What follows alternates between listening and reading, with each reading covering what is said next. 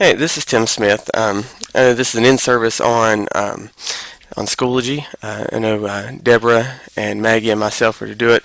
And like I said, I'm out of town, but I did make this, or I'm making this video about Schoology and just what all it covers. And like I said, I'm not sure where you are as far as setting it up and that kind of thing, setting up your courses. But what I am going to do and what I'm going to talk about is just kind of show you some ways to set it up.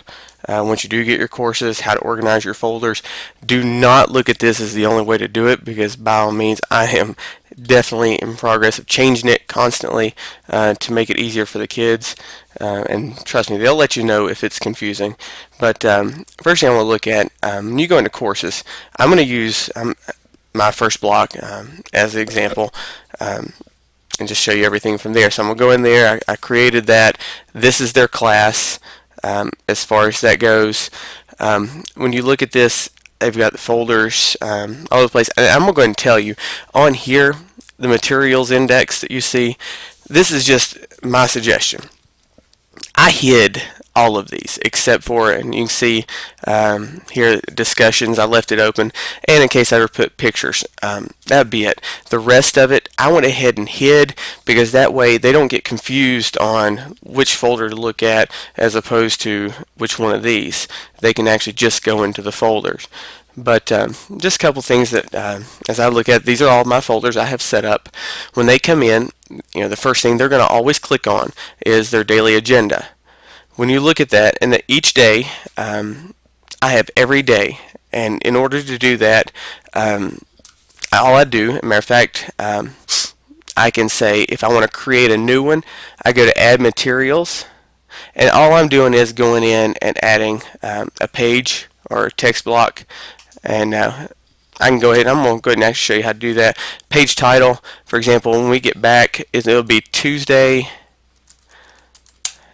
March 25th, and that'll be my actual title when they go in.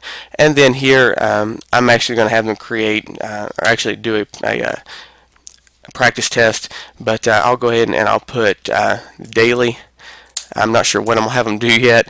I'll list the activator for the day.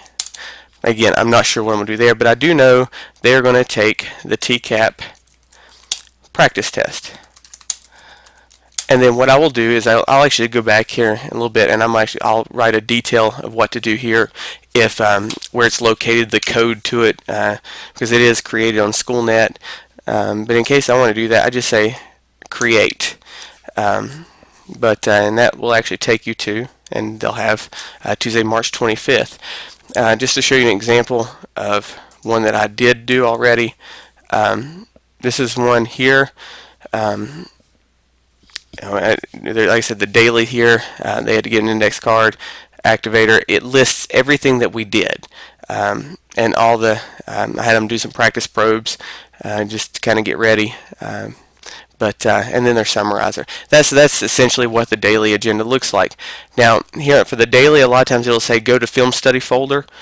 If they do that, or when they do that, they go back out, and I have a folder just for film study. That's basically my daily work as they come in, and I actually create those, and I'll upload those here. One that I put here, and this is from the TCAP practice.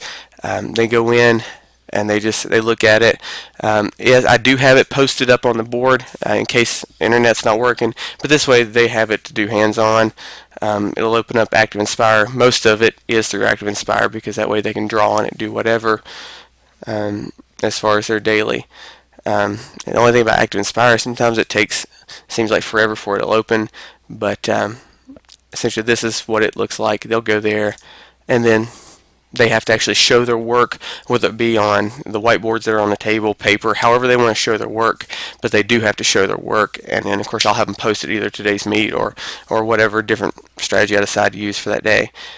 But so that's kind of through. I go back in order to get back to all the folders. Just click on the name, and that's when I do agenda, their film study folder. That's everyday things right there.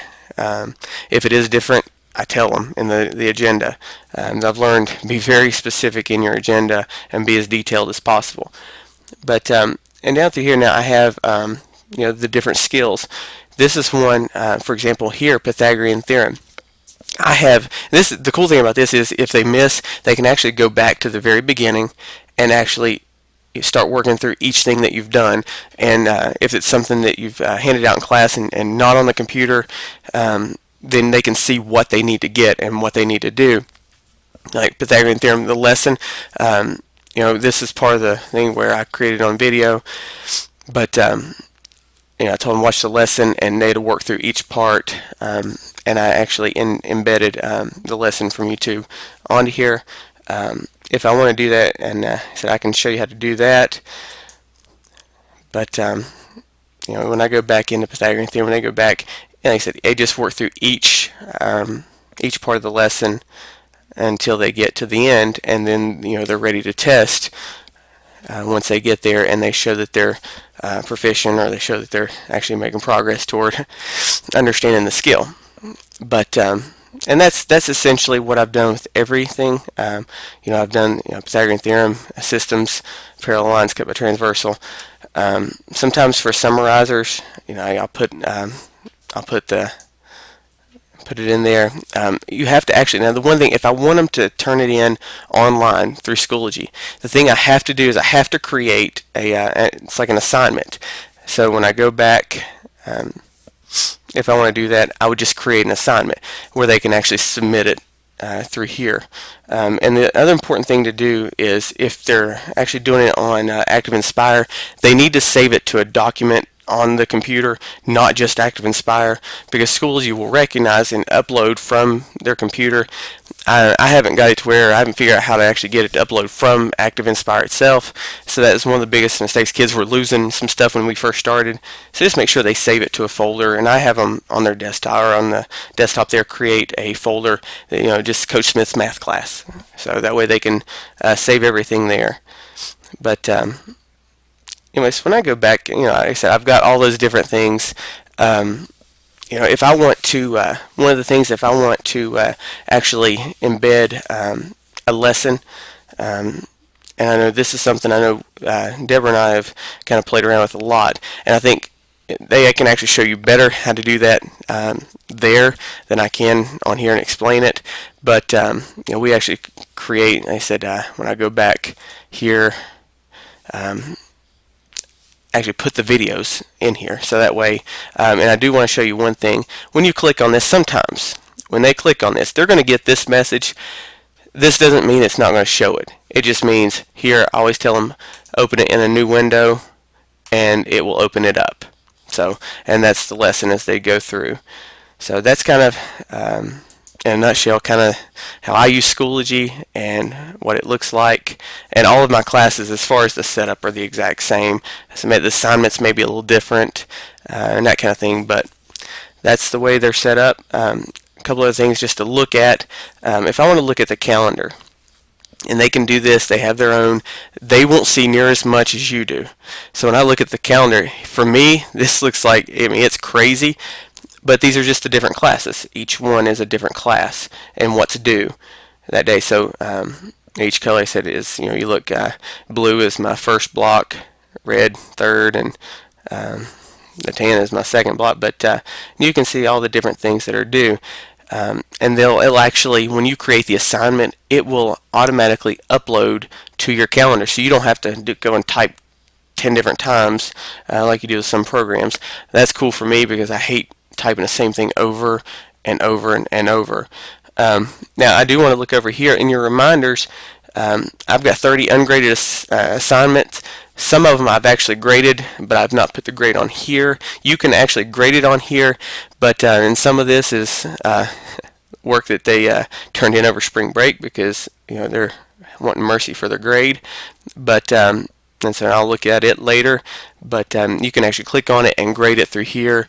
The cool thing, I really like how you can grade online and it's quick. So that's just some of the cool things about Schoology. Here's one other word of advice. When you're joining groups, be careful how many you join because you will get message after message after message. Join the ones that you're most interested in, but don't join 100 different groups because, like I said, you will regret it with the amount of emails and the amount of things you see on here. But and that's all I have for now.